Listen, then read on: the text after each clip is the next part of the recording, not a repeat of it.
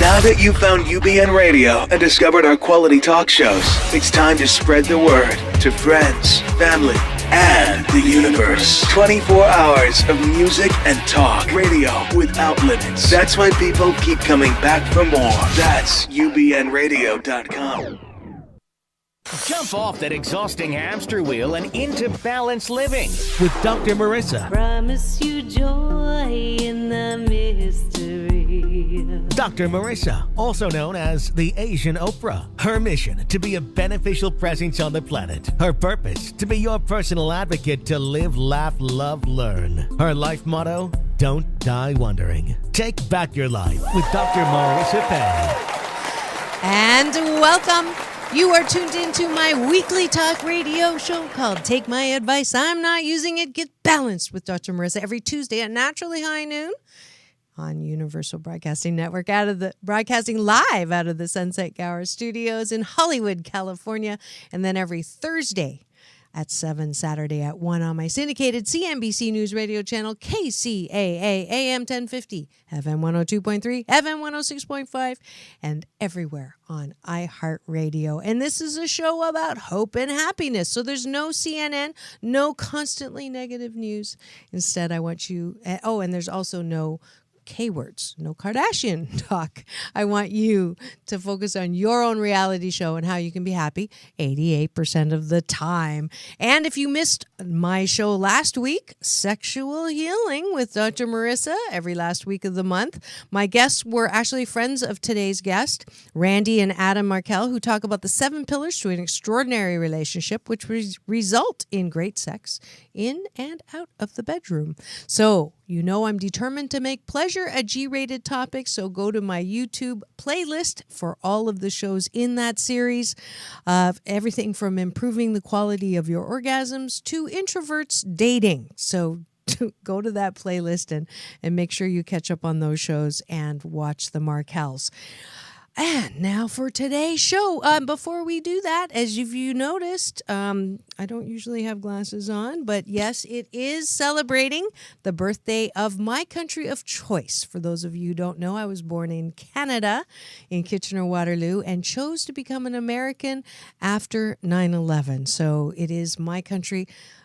My country 'tis of thee.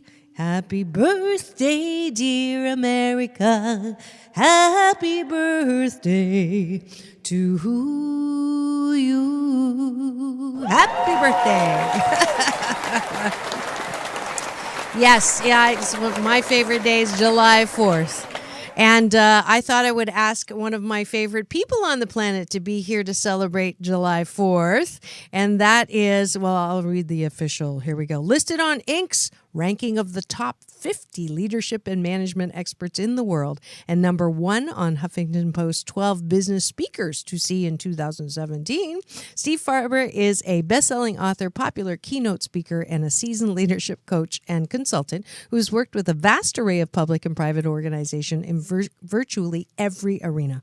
He's the founder and president of the Extreme Leadership Institute. Farber's third book, Greater Than Yourself, debuted as Wall Street Journal and USA Today bestseller. His second book, The Radical Edge, was hailed as a playbook for harnessing the power of the human spirit. And his first book, The Radical Leap, A Personal Lesson in Extreme Leadership, was named one of the 100 best business books of all time. His column, The Extreme Leadership Chronicles, runs on Inc.com. And most importantly, he interviewed me and published an article called Perfectionism Actually Holds You Back. Here's 8 ways to let it go on Inc.com. So welcome, without further ado, my friend, Steve Farber.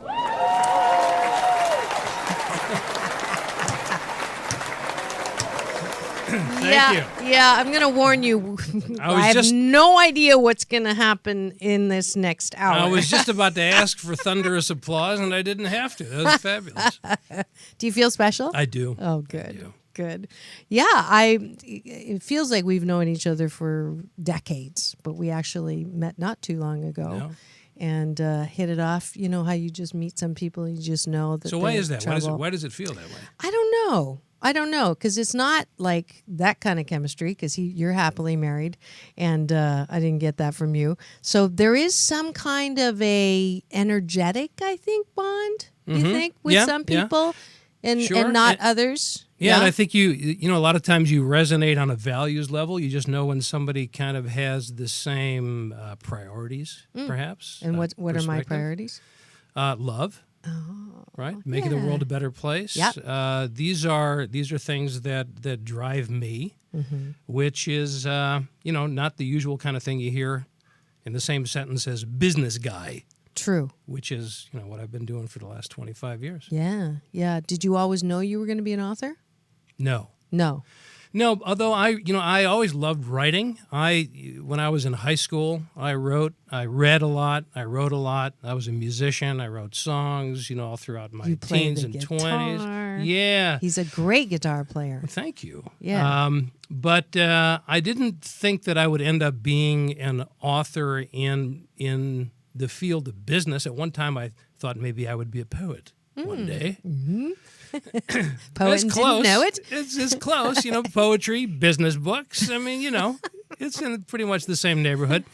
But I'm not surprised that I ended up being a writer, because that was always a big, way that I expressed myself creatively and clarified my own thinking. Mm-hmm. So, let's look at business. Traditionally does not talk about love, does not talk about doing good or, good for the world. Although I have to say lately we're getting better about that. Most businesses now have a cause or a partnership or something, which is great. Let's keep doing that so that it's hand in hand. But what happened? Well, we've been trending in this direction for a long time. This idea of corporate social responsibility, right, is kind of still a relatively new buzzword. But this idea that companies should be actively engaged in having an impact, not just making money. Not that that's not important. I mean, it certainly is. That's what love money. That's what constitutes a business, right? So over the last, I'm going to say, 25 years or so since I've been doing this kind of work, we've seen a trend in the direction of people putting value on businesses giving back, putting value on the deeper experience of what it means to go to work. In other words, this expectation that work should be meaningful. Yep. That we're seeing it really come to fruition now with the millennial generation. I don't want to just have a job. I want to make a difference. I want to have an impact. This has been going on steadily, but still, yes, we don't hear the word love used very often. Yes. And if there's one thing that's been at the core of my work, it's really that we need to bring that to the forefront and not just, dance around it and use, other words like, there's nothing wrong with them, but words like passion and enthusiasm and engagement. And if you look at all these things and really take them to their fullest extent, it's that very deep, very primal, very normal human experience, which is love. Yeah. It's what we want as people. So why not bring that into the workplace? Yeah. And, from a business perspective, strictly a business perspective, that's where we get our competitive advantage from, is when our customers love us. True. So love is just a damn good business principle, really, if you need to look at it that way. Right. Now, we're not talking about no sexual harassment, not that kind of love. Right. I don't want to make any HR people listening nervous. Yeah. So let's distinguish or Sure. So discriminate not in that way, but we're talking about love in terms of love, passion, commitment, enthusiasm, all of that. It's really a very simple thing, right? As again, I'm a business guy and I tend to look at the world through the lens of business leadership. But if you want to have a competitive company, what we need to strive for, and any business person worth his or her salt knows this, it's not enough for our customers to be satisfied with what we do for them. Because if I'm just satisfied, I'm not going to necessarily stick around. I'll go someplace else that's satisfying. I mean, there's no loyalty that comes with satisfaction. Right. But when they love us, right? When they love the product, they love the service, they love the experience of working with the company, they love the way the company responds to their needs. Yeah. That's where the loyalty comes from. That's where the money comes from. That's where the word of mouth comes from. Right. So let's just start with that. We want our customers to love us. Yeah. Now, how do you do that? How do you do that in a meaningful and sustainable way over time? The only way to do that consistently, I would argue, is to create an environment, a work environment that's producing the product and service, right? Yes. That people love working in. Yes. Because if I hate this place, it shows up. It shows up in some way. So we want to create an environment, a culture that people love coming to work for and in, and they bring themselves fully into their work, and they're more creative, and they're more innovative, and they're more supportive, and they're more collaborative because they love this place, and they're doing it because they want their customer to love it as much as they do. So different motivation now, right? So one more step in this, the only way to create that kind of culture is if, as a leader, I love it myself first.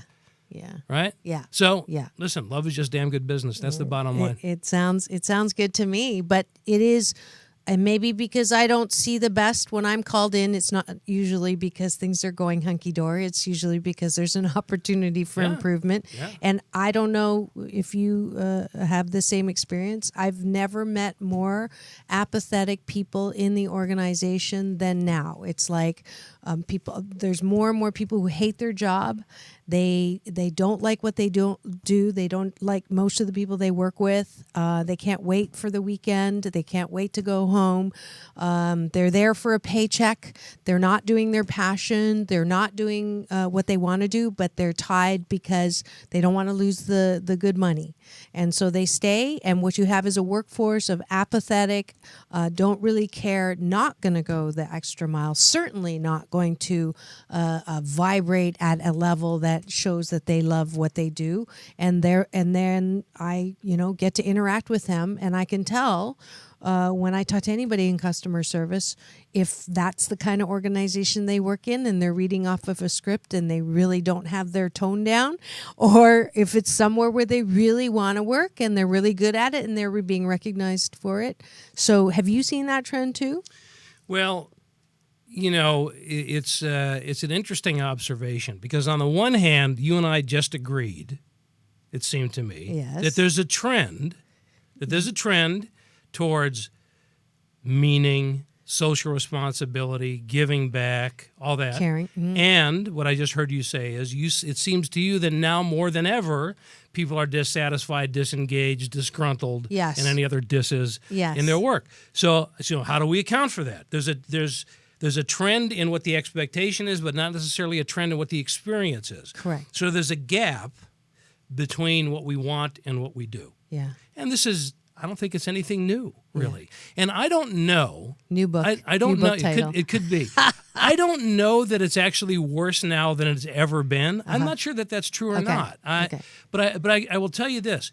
Let's assume for a minute that it is. That is the experience for most people. Yeah. If you can make it different in your company, then you're going to have the competitive advantage. Imagine. Yeah. Because think of the talent that you're going to attract and keep. Think of the buzz that you're going to get in the media. Yeah. I have two clients that have been working with my extreme leadership body of work, the Radical Leap, et cetera, and applying it on a cultural level in their company. Mm-hmm. One of them, a company called OAC Services in Seattle, Washington, is in the top 3 of the 100 best places to work in the state of Washington. Awesome.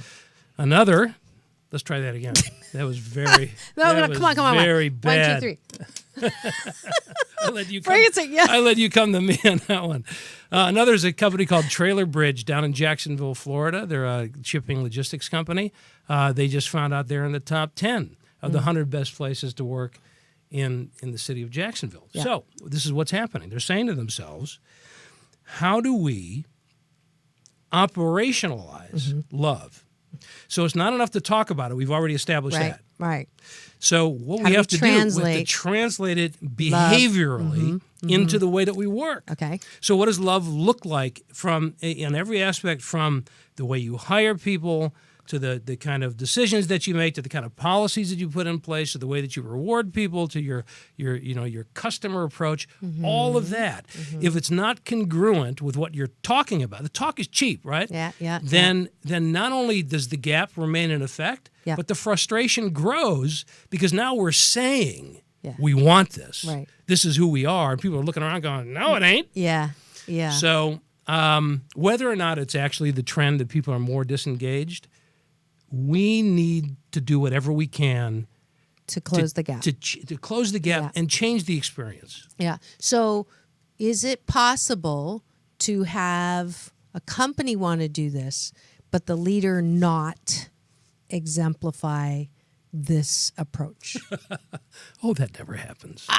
No, that never happens. I know. Yeah, that's kind of the classic trap, right? Yeah. It's like, well, of course, we all nod our heads saying we want this. Right. And listen, there's a couple of things. First of all, the ideal scenario is always that this starts at the top. Right. You got the CEO, the C-suite, everybody on line with this. Yeah.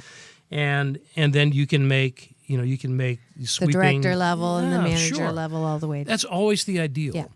But it's not the necessary. It's not. Yeah. I mean, if it were, what a terrible state of existence that would be, right? Right. So what tends to happen though is that people, if we're not cognizant of our own leadership ability, because leadership fundamentally has nothing to do with your position or title. It's your ability to influence from wherever you are, right? This is the kind of person that I call the extreme leader. Okay. So let's say I'm on the front line. Yeah. I'm nobody's boss. And I want to create an environment that I love working in and that my colleagues love working in. And I look upstairs at those people up there in the ivory tower, and that's not what I'm seeing.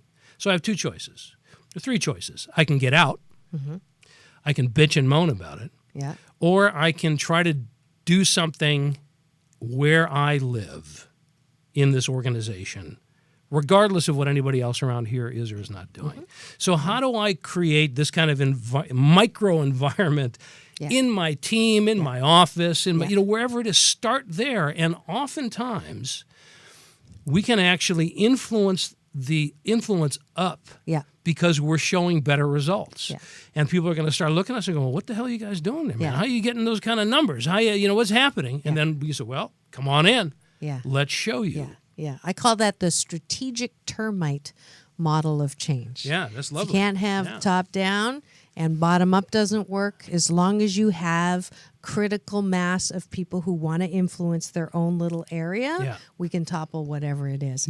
If you've just tuned in and you're wondering who this shy guy that I'm talking to who has nothing to say, it is Steve Farber, who has a slew of really best-selling books. Not only that, is a great speaker on a bunch of lists to definitely listen to, and he's also had an interview with me that he published on Inc.com. I did. So, That's right. I mean, you have to listen it out. to him. Yeah. So, extreme leadership, a fundamental question about leadership I get all the time.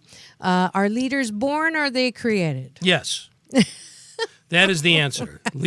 Are leaders born or are they created? The answer is unequivocally yes. Okay. I have never yet met a leader that's not born. So apparently that is a prerequisite. Okay. But it's a great question because what it implies is, or the question behind the question is this something that's kind of either you got it or you don't, and if you don't bother. Right. And that's Can't absolutely not the case. Okay. Listen, there are people who are natural born leaders. Just like there are people who are natural born athletes, musicians, mathematicians, whatever, right? But that doesn't mean that for the rest of us there's no hope. Any of us can get better at leadership just like anything else if we want it, if we're committed to it, if we're willing to get feedback, if we're willing to screw it up along the way and learn from our mistakes. We can all get better at it. So do we all of us have the capability to be, Nelson Mandela, Mother Teresa, Martin Luther King? Probably not. But we all have the capability, I believe, if not to change the world with a capital W, then to change the world with a small W.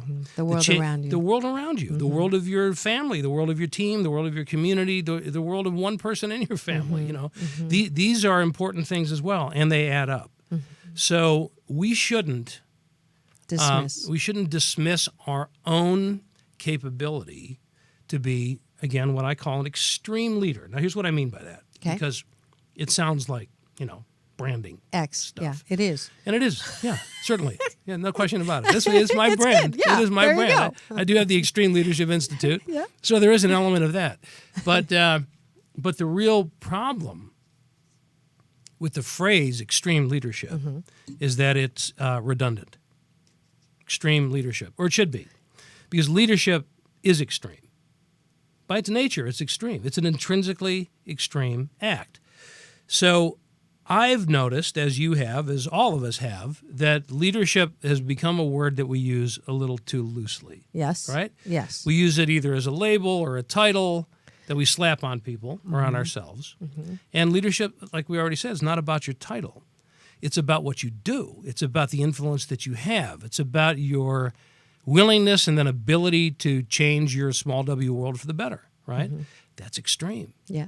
So extreme leadership is really just my way of saying real leadership. The opposite of the poser, right? Right. Somebody who's really in the game to change things and make things better and oftentimes put themselves at risk. Maybe more often than not to put themselves at risk in order to make that happen. Yeah.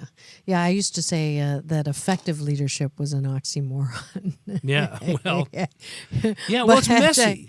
I mean, you can be effective and still be messy. Yeah. Right. Yeah. The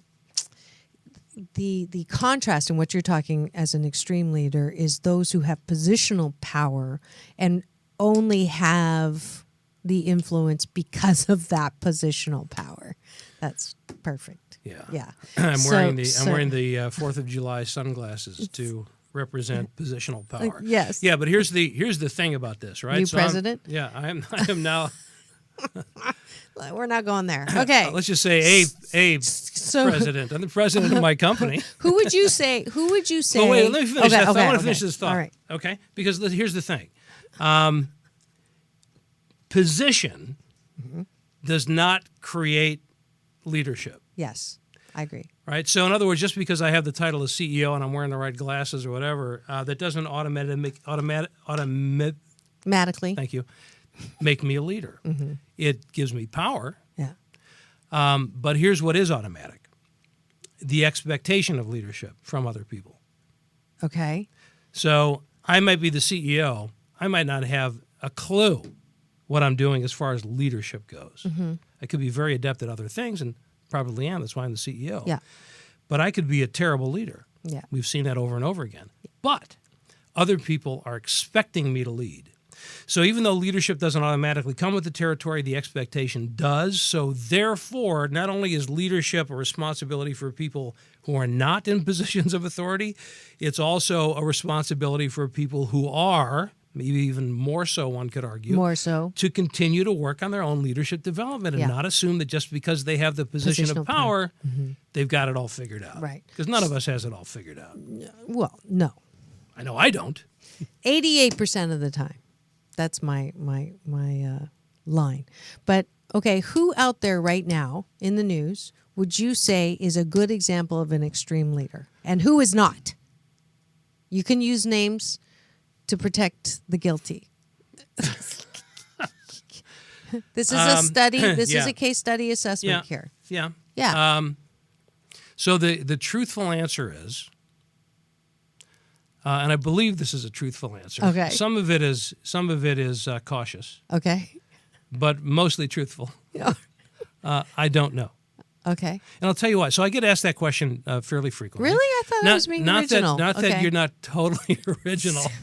Dang. But I'm always reluctant to answer it in those rare times that somebody thinks they ask it of me, because unless I know the people personally, my only interpretation of them is through What's in the news. Is what's in the news. Okay. It's through a and filter. That's not right? yeah. So I've met some phenomenal leaders over the years, and I can give you a list after list after list and describe their attributes. Their attributes, and They're assets. but you've never heard of them unless you work for them. Okay. And those are the people that really. Okay, they inspire me. let me ask this in Yeah. a different way Okay. then. What would Trump have to do? What are the behaviors and what would he have to do to show that he's an extreme leader? Oh boy. So Didn't know I was going there, did you? yeah, No, I mean not what's in the news, not what, but I'm not even Okay. saying what is he doing, what he's doing, but what he would have to do the same things that all of us would have to do, Which is? with some pretty big caveats because of his position. Okay. Right? So there's a framework for extreme leadership called the radical leap, and this is the foundation of my body of work. Okay. Right. LEAP stands for love, energy, audacity, and proof. So the extreme leader cultivates love, generates energy, inspires audacity, and provides proof. Okay? Now, we've been talking about love, and that's really the foundation of all of this, right? So it's a love that comes from a place of how do we make this world a better place for all of us. It's an inclusive kind of a thing. It's that know it when you see it kind of a thing. Energy is the excitement, the enthusiasm that you bring to bear on the problem at hand. Audacity is the I define it as a bold and blatant disregard for normal constraints he's got that. in order to change the world for the better. Okay. Right? Yeah. So it's not audacity for audacity's sake. It's Got not it. disregarding of constraints for the sake of doing so. It's for the purpose of making Making this the all world better. better, yeah. And provide proof is the last thing, and where the rubber meets the road, as they say. And it's proof through results, and it's also proof through the consistency between word and action. Okay. Right? Do I do what I say I will do? Okay. So you see that this gets kind of complicated Yes. because in a political landscape, you can put all kinds of different interpretations on all. In any landscape, you can put different interpretations on all of these things. So the one thing that I would there's more than one thing, but I was one gonna of the say, things really? that I desperately wish our current president and every president would understand is that once you achieve that position, Yes. everything you do and everything you say is symbolic. Yes. And I just don't think he either he doesn't understand that or he doesn't care. Yeah. Because when the vitriol that came out not only in the campaign but the things that you see on the tweets and all of that, Yeah. there's a message that gets sent. It's not just about the words and about the thing he's talking about. It's the whole package, right? And that's an example. It sets an example. And I think we all need, whenever any of us gets into a position of authority, we step under the microscope, people watch everything we do, Yeah.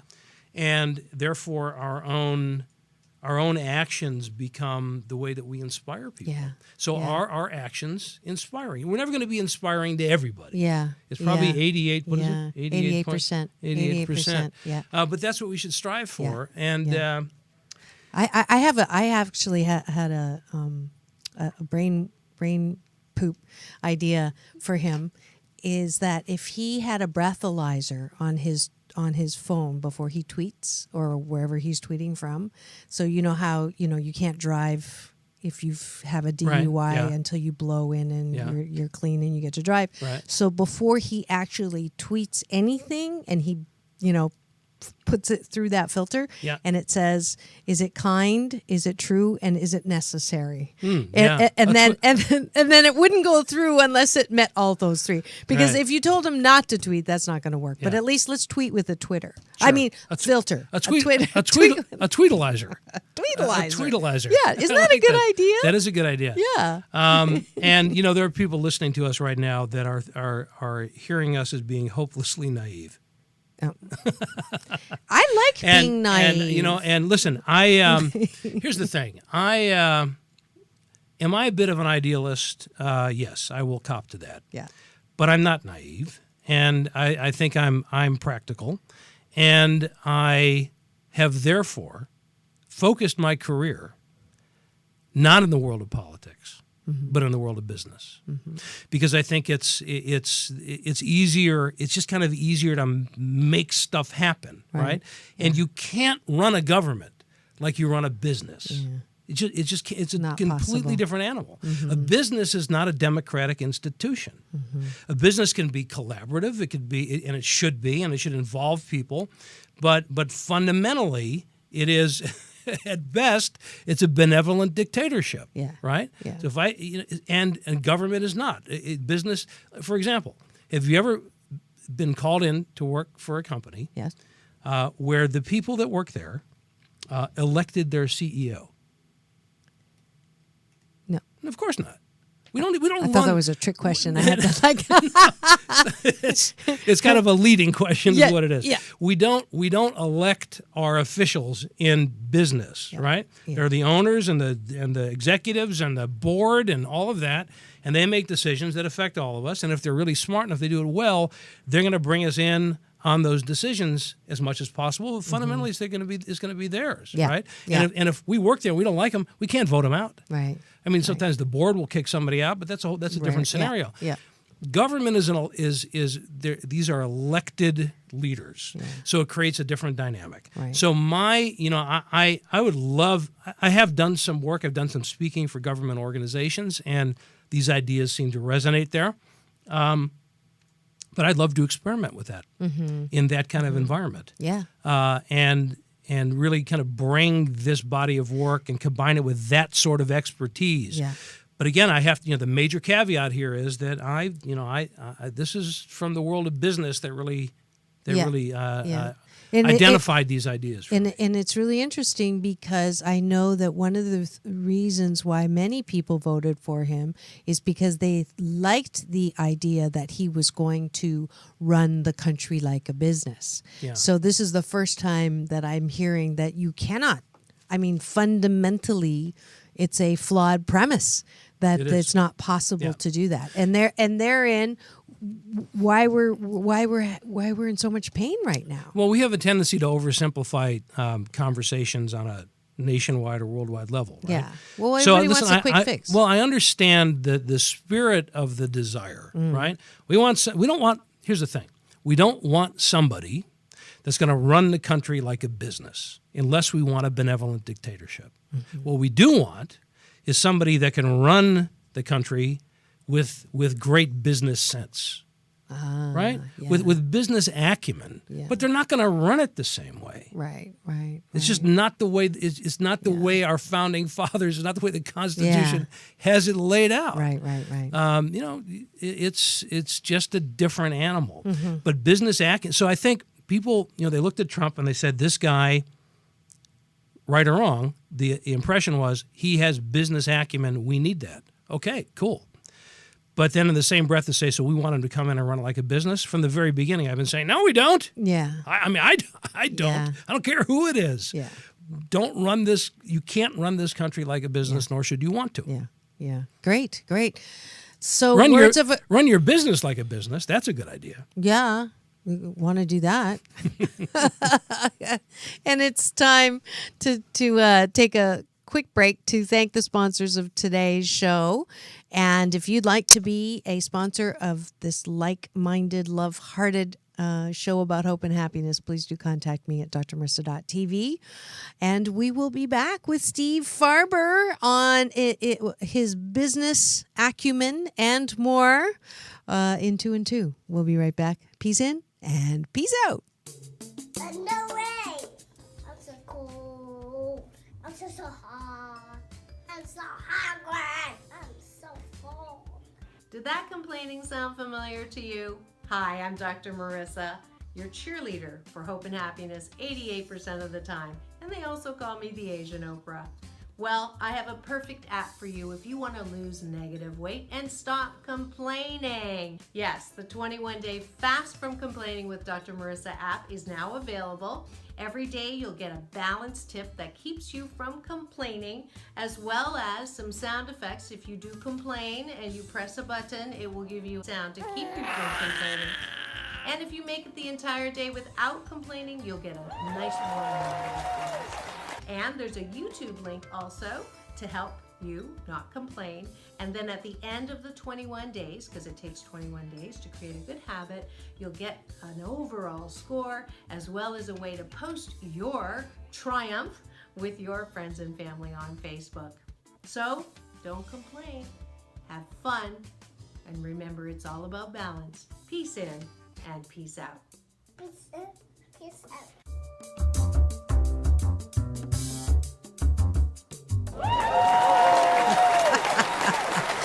And we are back. You are tuned into the July 4th episode of Take My Advice, I'm Not Using It, Get Balanced with Dr. Marissa. Every Tuesday at naturally high noon out of the Universal Broadcasting Network. You're making me stumble. Out of Hollywood, California, Sunset Gower Studios, and every Thursday at 7, Saturday at 1, out of my KCAA home, AM 1050, FM 106.5, FM 102.3. It's syndicated CNBC News Radio channel, and then everywhere on iHeartRadio. And today we are talking about business and leadership. And we even had a little assessment on our current president because it is July 4th. And my guest today is Steve Farber. He's a best-selling author of 3 different books, as well as a very well-noted keynote speaker. But most importantly, he's one of my new friends. And he did write an article about me in the Inc.com magazine. So we're back to talk about mentorship. This is something that you like talking about. Yeah. So we're going there. Yeah. So, can you teach me, can you mentor me how to speak on a microphone? That was your inner female coming That was out. my inner squeak, my inner mouse. Yeah. Yeah. I let him out occasionally, all right. So the thing is that if we are, can I put the glasses back on? Yes, please.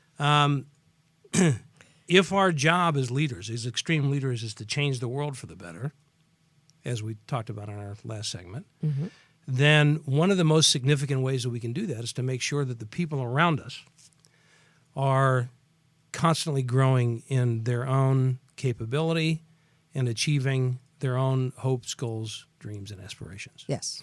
In other words, leadership is there's a great deal of personal success that comes from being a great leader. No question about it. What's a little bit counterintuitive for some people to understand is that the way you achieve your greatness is by investing yourself in making others greater than you.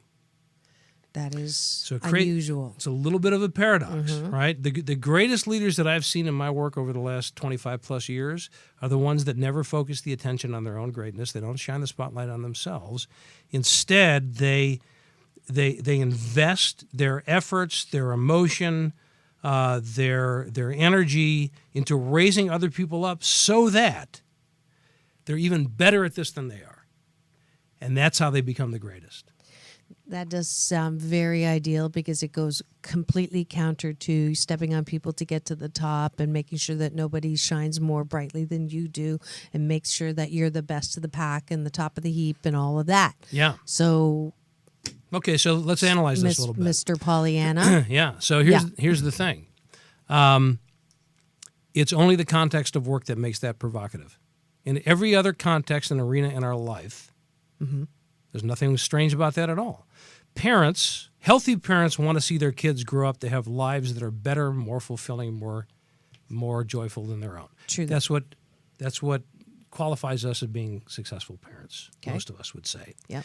A teacher, an 8th grade teacher, what greater accomplishment is there for, let's say, an 8th grade teacher than to see one of their kids grow up to win the Nobel Prize someday? True.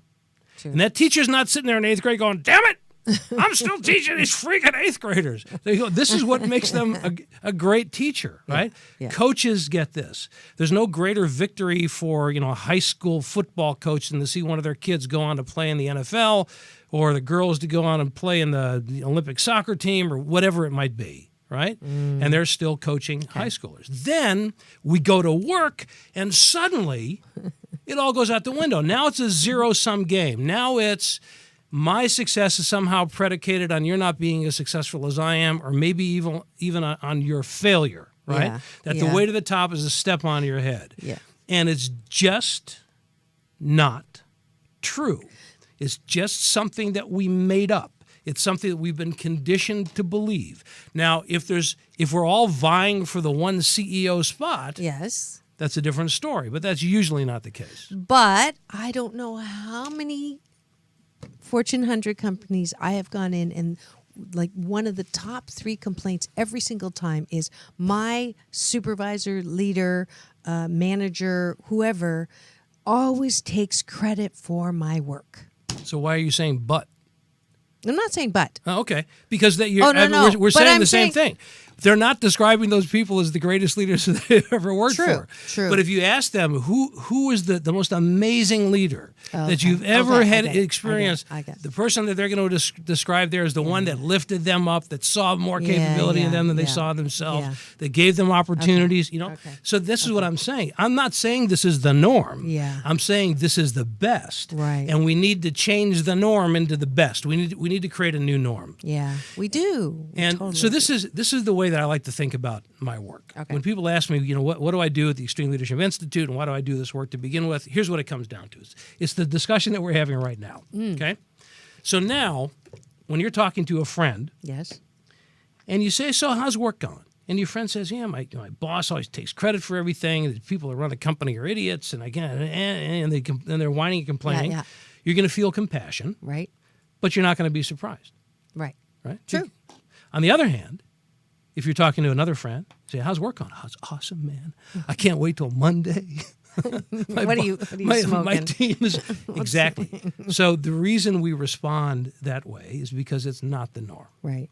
So what I would like to see happen, and I'm not saying I'm the one who's going to do it, but I'm part of many who are trying, Yes. You is and me that both. when Mhm. somebody says, I love my work, Mm-hmm. your response is, of course you do. And when somebody complains about it, that should be surprising.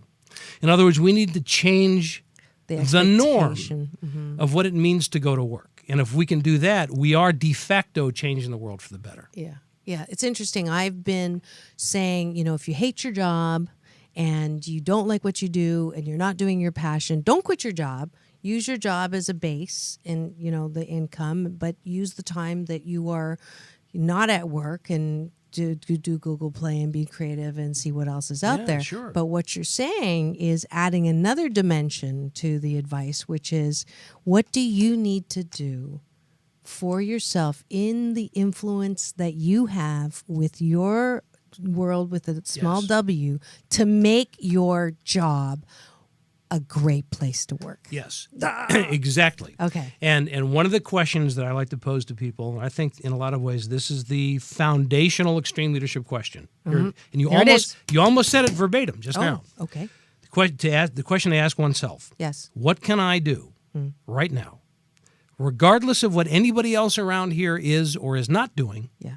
to change my piece of this business for the better? Start there.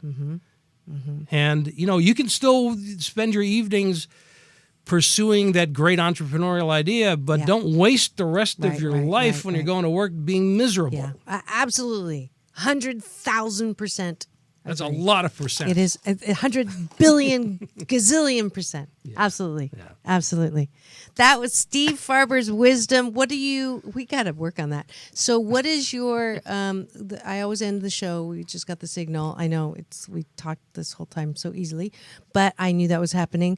Who do you want to thank for helping you be who you are and do what you do? Yeah, What's your gratitude? I have phenomenal mentors that I'm eternally grateful to. Jim Kouzis, co-author of the Leadership Challenge, I saw that. Significant mentor of mine. We were co-executives of the Tom Peters Company. Tom Peters, one of the great management gurus of our time, is another of my mentors who I'm grateful for.